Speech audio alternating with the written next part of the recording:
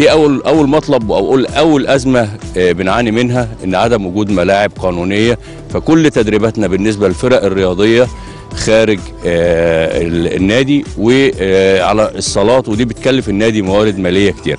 تاني مشكله عندنا ان احنا في الملعب كره السله وتم اخلاؤه وهد المدرج انتظارا لانشاء حمام سباحه من اكثر من 3 سنوات، وما زلنا في الانتظار رغم المعاينه اكثر من مره. عندنا اكثر من 6 فرق ناشئين بدايه من 2008 تدرج لغايه فريق 98. زي ما انت شايف حال الملعب كده، حاولنا كذا مره مع وزاره الشباب والرياضه اللي احنا نغطي ملعب بالترتان، تكلفته حوالي 500,000 جنيه، دي مش في طاقه النادي. بعتنا جوابات ومراسلات اكتر من مره لكن مفيش اي رد. بنحاول زي ما انت شايف كده باقل الامكانيات اللي احنا نطلع ناشئ. احنا النادي الوحيد اللي في بورسعيد اللي عنده اكتر من 700 ناشئ بيتمرن في النادي ده باقل الامكانيات المتاحه. بنحاول اكتر مره بنجيب الادوات زي الكور، اللبس، الكلام ده، لكن الملعب احنا فعلا مش قادرين عليه. الملعب ده اتخصص له قبل كده 250,000 جنيه ومديريه الشباب والرياضه خصصته لنادي تاني، لكن خصصته لنادي العمال عشان يكمل بيه ملعب اخر. خاطبنا اداره الاستثمار بوزاره الرياضه وادت تعليمات لمديريه الشباب والرياضه هنا وما قدروش ينفذوا ومعانا المخاطبات الرسميه بالكلام ده. وفي الاخر قالوا لنا ان احنا هنتحط في خطه استثماريه جديده للوزاره في العام الجديد، ولغايه دلوقتي ما جالناش اي حاجه.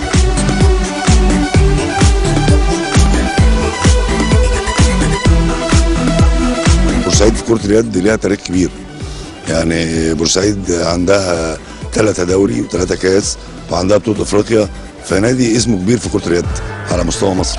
فاحنا بنحاول نرجع تاني نفس الاسم بحيث ان يبقى في كرة يد في بورسعيد، لان هو النادي الوحيد اللي بيلعب كرة يد على مستوى المحافظة.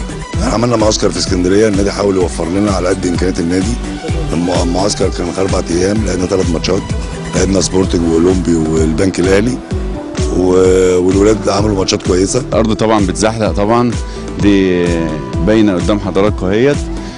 كمان بنيجي في الشتاء ساعات ما بنعرفش نتمرن، الملعب بيبقى غرقان ميه طبعا، ما بنعرفش، يا دوبك بنيجي نتمرن مثلا ربع ساعه ولا حاجه، الدنيا بتشتي علينا بنضطر نروح.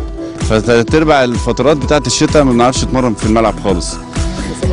الاصابات، في لعيبه كتير بتقع، اللي ايديه بتتعور، اللي رجليه لفت، في عندنا لعيب رجليه لفت ولغايه دلوقتي بيتعالج من موضوع الانكل دوت. في فروق عاليه بيننا وبين الانديه اللي في القاهره، بس احنا طبعا زي ما بقول لحضرتك احنا اتربينا في النادي ولعبنا في النادي ونفسنا نعمل حاجه في النادي، يعني ربنا يكرمنا السنه دي نحاول نحقق مركز في دوري المحترفين، وبعد كده موضوع الفلوس دي هتيجي ان شاء الله. يعني اللي عقده قليل السنه دي، السنه الجايه هيبقى عقده اعلى، اللي ممكن يجيله فرصه يروح يلعب في نادي تاني وهياخد برضه مبلغ اكبر. فهي مساله صبر وعايزه وقت بس.